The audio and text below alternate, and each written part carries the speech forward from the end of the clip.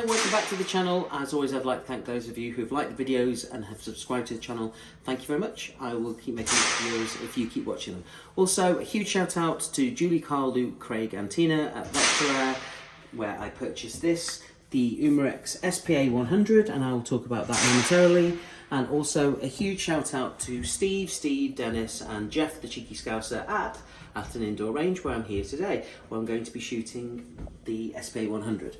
So I recently purchased this, and what I'm going to be doing is giving you my honest overview of this budget air pistol. So let's start off first of all by looking at what you get in the box, which is essentially the instruction booklet.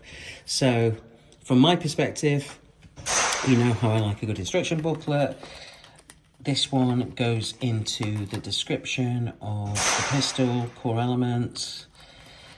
This is a break barrel 177. It's got essentially a safety which is modelled after the Colt 1911. Here are the instructions in terms of sights. The sights, I'll talk about that momentarily.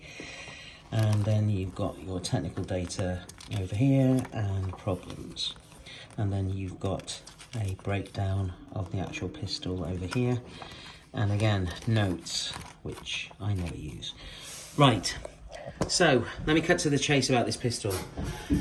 I don't know what to say really, because in fairness, there's a lot of quality issues that I have with this pistol. I know it's only budget, and ironically, I bought it for my son to start to get used to shooting. And the main drawback of this pistol I'll talk about momentarily is the thing that stopped him from using it. But before I talk about that, let's just go into kind of a walkthrough.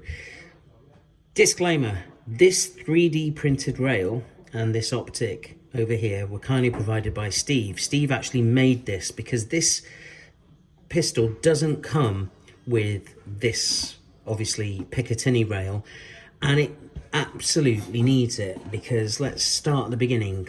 Right at the back of the pistol, the sights, they are ridiculously wide, non-adjustable over here, and obviously you've got the foresight over here, and they're just not fit for purpose. They're too wide, and unfortunately it's very, very difficult to judge where your targets are going. So this pistol was crying out for Picatinny or some kind of Picatinny rail over here, and there wasn't one. So Steve, being Steve, basically Mr. Gadget, made this and allowed us to put on a red dot, so we can at least have some fair crack at judging the accuracy of it.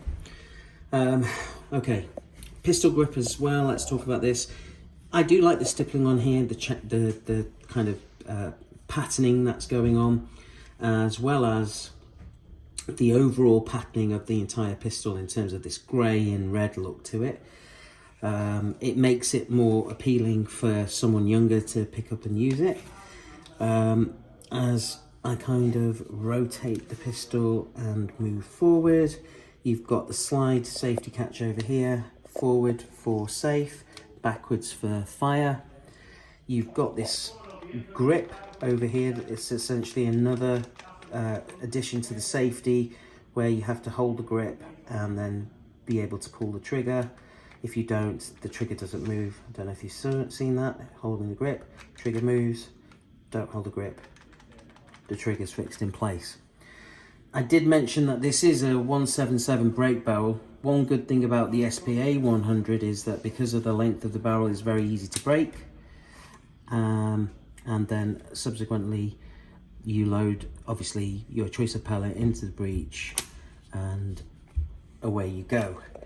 Now, at the end over here, just moving forward, which you can't see because we've put this 3D printed Picatinny rail on here, you do have this faux checkering, or faux kind of lined pattern, railed pattern, but it's flat as a pancake. You can't mount anything on here.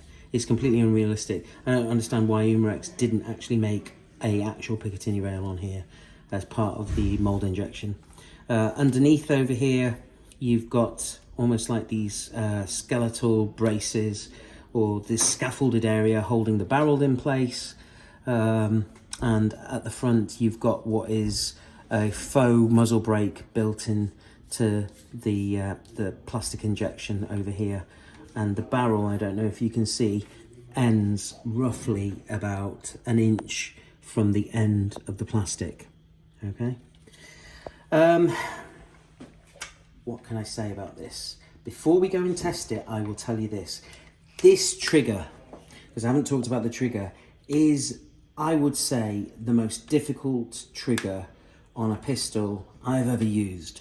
And in fairness, I know it's a budget pistol, and I know that Umarex did what they needed to do to bring it in on target and to budget, but I'll put it straight with you, I don't like this trigger at all. And given an opportunity, I'm going to get someone who is in the know within the context of being able to take this apart and lighten this trigger, because it is the heaviest trigger that I've ever used. And I'll show you when we do the demo in the next part of the video when we go to the pistol range. As soon as you've broken the barrel, you've put in your pellet of choice, and you're trying to at least get some steady aim, and you're pulling, it's almost like you're pulling on this forever and with might, just to be able to get the release. It isn't adjustable at all, and it isn't it's just a horrible trigger, in fairness. So please bear that in mind. But what we'll do is we're going to go to the pistol range, and with this sighting aid, we're going to see how accurate this thing is. Let's say 10 meters. We'll do some 10 meter shooting and just see how accurate it is.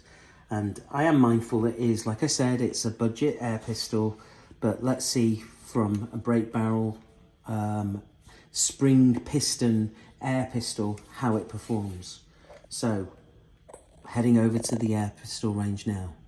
Here at the pistol range, I'm going to be doing a 10 meter test with the SPA 100. I will be shooting because I am going to put the red dot on, and I'm going to be shooting off this, which is the MCM case guard, and I'll be resting it on there to try and eliminate as much shooter error as possible, just to see how accurate this thing is. I know it is budget. One thing I didn't say earlier is that this is actually the bigger brother of the SPA 60.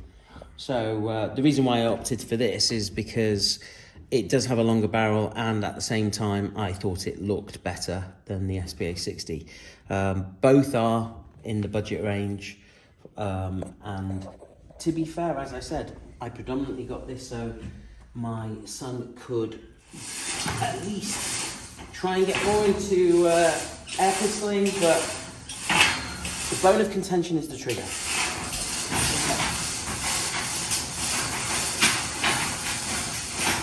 Right, it's out at 10. Now, cocking this thing, as I said earlier, it's actually very nice. Hold on to the pistol grip, and basically from the perspective of just breaking the barrel, it's all relatively simple. So I'm just gonna load up a pellet in here and put it into fire mode, and then here we go. Now again, I am going to do my best to see, but actually I'm going to ask Steve to come over here and just watch the trigger pull. If you come around this side and just watch the trigger pull, just to get this off. Here we go.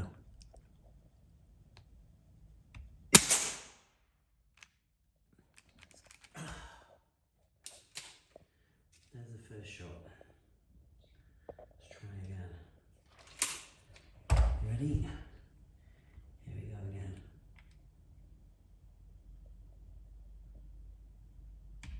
Look at the trigger pull there. I can feel it. So the shots are going slightly up. I'm aiming at the same spot, which is the centre with the red dot on. So we're just concentrating on the group here, okay? So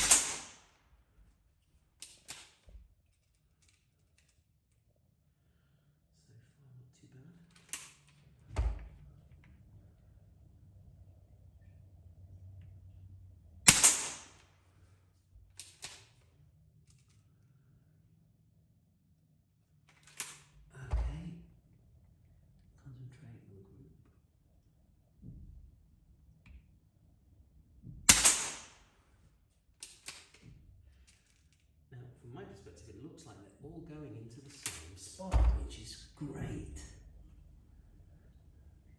even despite this trigger.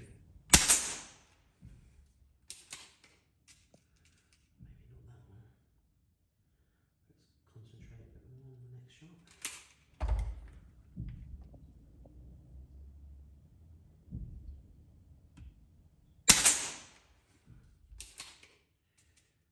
Now, this is one thing I will say about shooting a break barrel pistol. You get into the zone and it's fun to shoot in that respect. One more go kind of thing. Let's do a few more shots, then we'll bring the target back.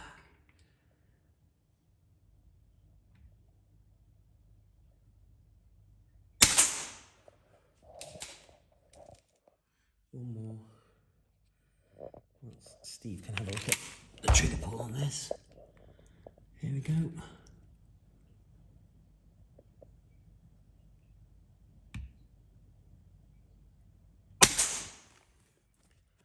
Cool. I'll bring the target back. Let's have a look at that.